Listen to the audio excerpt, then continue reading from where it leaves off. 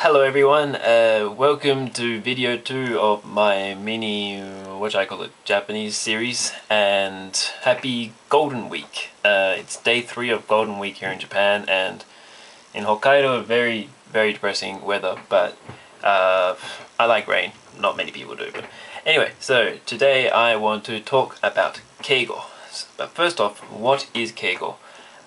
Some people say that Keigo, as in the Keigo that is used in the Japanese language today, it's essentially a collection of it's what remains of archaic Japanese.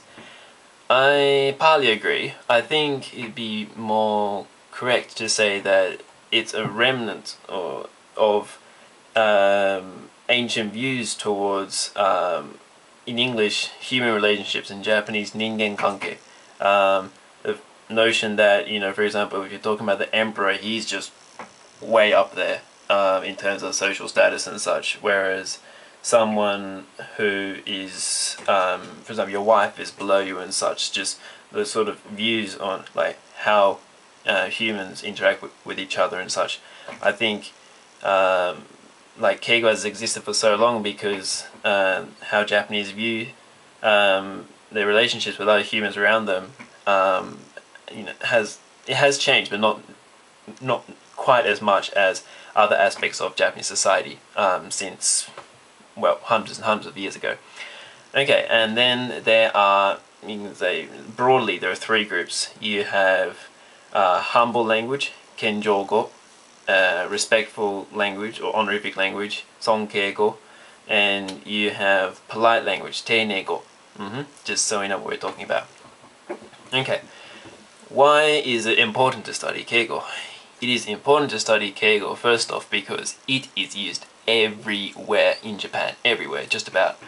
Okay, if you go into a bar, you might not encounter Keigo that much, but if you go to a shop, you will be spoken to in Keigo. If you work at a Japanese firm, you will have to speak in Keigo, and you will be spoken to in Keigo constantly by workers from another company, for example. And yeah, you hear announcements on trains, for example, in Keigo. So if you don't at least understand Keigo, I mean, speaking is a different thing, but if you don't at least understand Keigo, then you can't really survive here, I don't think, because it's just got to do with the whole, for example, if you're in a shop and you're talking to a tenin-san, a store worker, you are regarded as a guest, you could say, or someone who's soto. You have the uchi and soto relationship. So you'll be spoken to in a way which shows that there is distance between that person and yourself.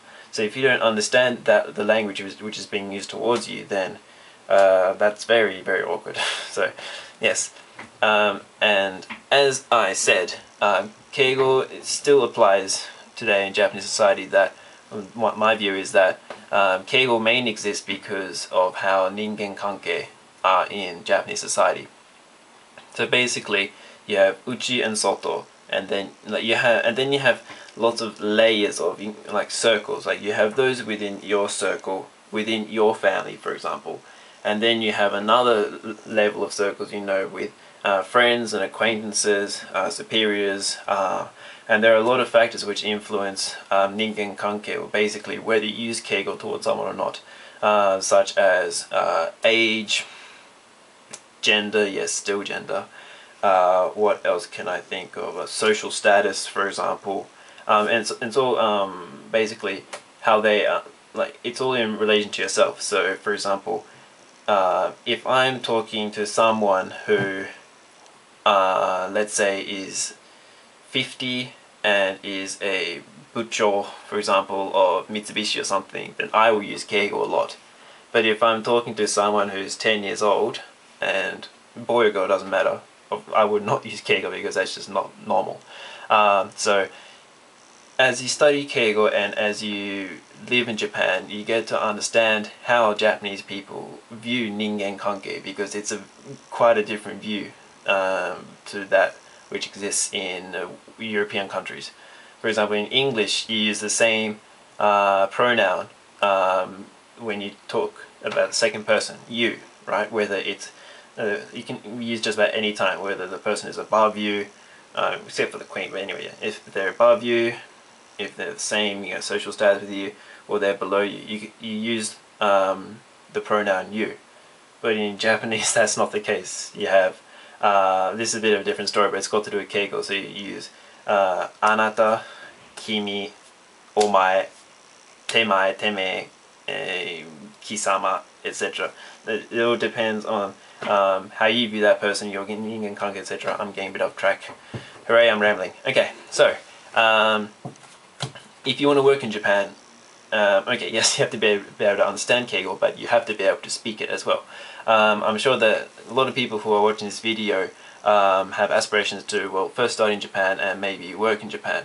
If you can't speak Keigo, you, I'm not saying give up, but you must study Keigo because unless you want to end up, in the foreign department of that company and just be used because you speak English. Basically, with your company, when you're dealing with another company, your status is low compared to that company. And there are even different ways for when you're talking about your own company, when you're talking to someone, to another person's company. And you have to, the way you use Keigo, to the type of language you use when you speak to someone from another company is just Keigo, Keigo, Keigo. So if you want to work here, please study Keigo hard. Okay, but with that said, overusing Keigo is bad, and that's a difficult thing. Like for example, you meet someone, and whether you use Keigo or not depends on your personality and depends on the other person's personality as well. But overusing Keigo is bad because Keigo is a way of maintaining social distance with a person. If you have someone who's part of Soto, so you have this distance, or if someone's Uchi, then they're like this. If you start off with Keigo to show that yes, we are here, and then you turn down there are different levels of Keigo. You turn down the Keigo and you gradually come together like this, and then you become bang like this, like happy friends. But if you start using Keigo when you're here, for example, you just go bang again, and it's a psychological barrier essentially. So learning how to use Keigo, teikusetsu ni in Japanese, like properly, adequately, is very important. Getting that, again, Japanese word, that kan, that sense, or chokkan, that sixth sense, you could say, like when to use Keigo, like to what degree to use it, etc. It's all very complicated, but okay. And another important thing, if you're going to use Keigo, never mix up Zon Keigo and Genjogo. Like, I hear quite often, and I'm sure a lot of if anyone here Japanese is watching this, or anyone been to Japan is watching this, in a lot of department stores, if someone's child has gone astray and they found the child, they'll say "nani nani san ga omachi shite irashaimasu," which is totally wrong, because omachi suru is humble form, and then they've just added irashaimasu on the end, which is wrong. But then a lot of Japanese people, their Japanese is getting worse, which is strange. So you as a foreigner should show, I know how to use Keigo better than you will. Yeah, that's a topic for another time. But yes, please do not mix up Son Keigo and Kenjogo, because I mean, it would be better than to not use Keigo at all, because if you speak of someone above you, social rank, using Kenjogo, bad. I mean, they probably forgive you for being a foreigner, but it would just reinforce the image that, that person's bad Japanese, etc. Okay, well, I hope this video isn't too long. Thank you for watching, and if you have any suggestions for the next video or any questions, just please drop me in the comment bar. Thank you, bye bye.